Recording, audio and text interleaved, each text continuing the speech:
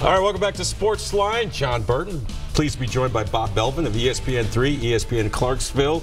We're talking college football as the season really gets underway this weekend. It's a staple, obviously, of Labor Day weekend with college football starting. We've broken down the OVC, we've broken down Tennessee, we've broken down Vanderbilt. Let's talk about now the rest of the Southeastern Conference. First of all, let's talk about all the new coaches coming in. I mean, this is something to see this many new coaches coming in the SEC. Yeah, it was. I commented, in the open we talk about, and help me, you're going to have to check me on it. Of course, Dan Mullen shifts places. Right.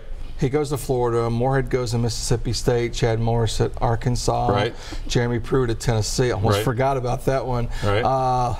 Jimbo Fisher at A&M. Jimbo Fisher at A&M from Florida State. Mm-hmm. Yeah, it's been a lot. It's been a few, John. It's been a lot of turnover, but I know that. Listen, any college football coach worth his salt wants to be able to try and cut his teeth in the SEC, right? Sure does. I mean, that's the marquee conference you want to be a part of. That's where the pressure is. That's where the money is. Mm-hmm. That's where the fame is, and that's pretty much the pinnacle. And if you're willing, you get in the same conference, and maybe in the case of Moorhead and Chad Morris, you get in the same division as Nick Saban. How much fun is that? Yeah. I mean, so if you've got the talent, the wherewithal. I was going to say a few other things. Yeah. If you got that, I know where you're going with that. Thank you for bailing me out. If you've got that, then you for sure want to be. You sure want to be in the SEC. It's a place to be. All right, let's start with Alabama. They win the national championship game again. They beat Georgia in dramatic fashion in overtime.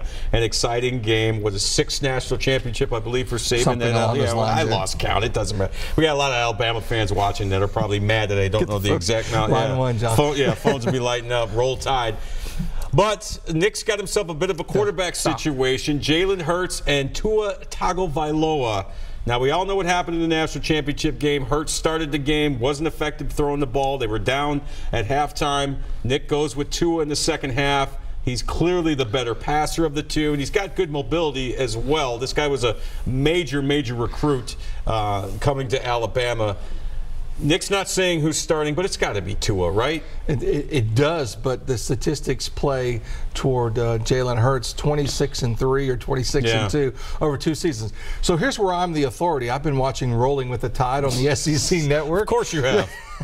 Why wouldn't you? So I know that Tua will be the guy come Saturday. Yeah. And heaven forbid Louisville's going to roll in and play. Well, it's going to be a neutral site game, but nonetheless, it'll be all Alabama for sure. And I don't know how Saban's going to handle it, but I couldn't think of someone else that could handle something like that as well as he does. Well, here's what I think is going to happen, and let me know where you come out on this. I think he starts Tua.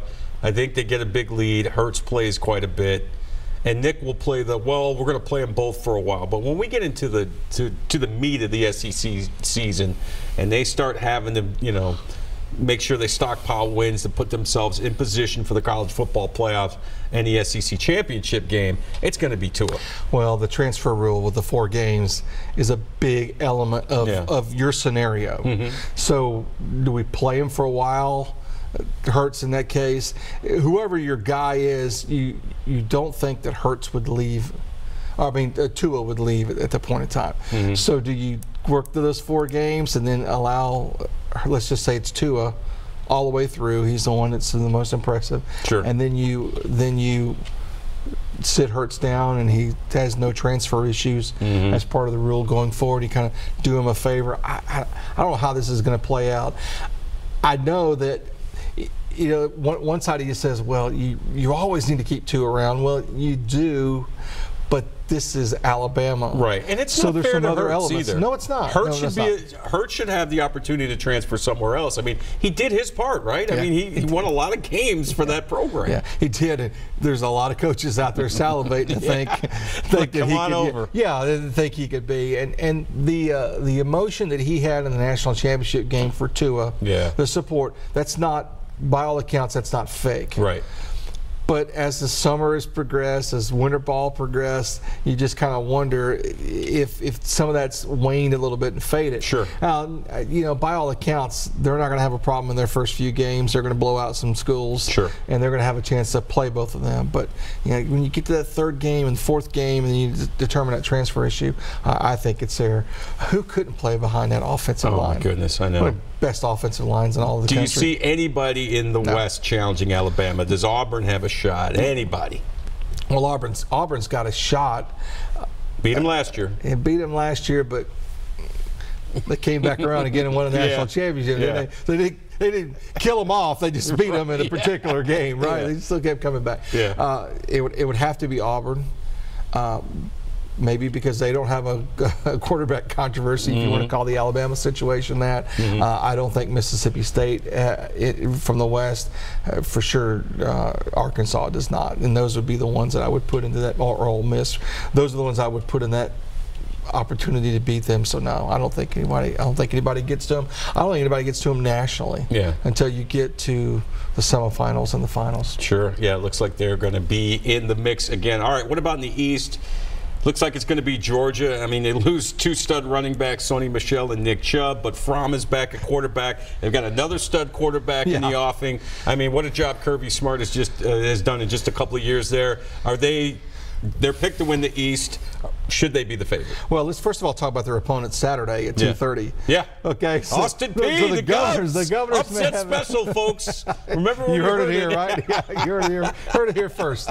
I had to say that. Will would get on to me if I did. But yeah, I think in the East, and that's when you look at Tennessee's schedule and you say, well, who's, you know, if Georgia's who's second in the East? Is it Tennessee, Kentucky, Missouri? You know, we forget Missouri's got a Heisman Trophy candidate, and a quarterback in Drew Lock. Outstanding quarterback. There's options there. Yeah, and as you mentioned, Georgia's got two of them. I still think it's Georgia's. I think the biggest loss for Georgia is Roquan Smith. Yeah. Talk about a defensive beast. I mean, the semifinals in the national championship game, he almost single-handedly, particularly against Oklahoma, I mean, he just wrecked them in the semifinals on New Year's Day. So that might be a little bit of a loss for them, you know, defensively. It's going to be. But I don't see anybody challenging Georgia, and there's no one else in that conference. South Carolina, maybe. Those two play very early, like week 2 or week 3, I believe. Be fun to see. So we're looking at Alabama v. Georgia probably in the SEC championship game. I'm assuming you have Alabama winning that game. I'm okay with that. All right. What about the rest of the country? We know what's going on at Ohio State. Who do you like in the Big Ten?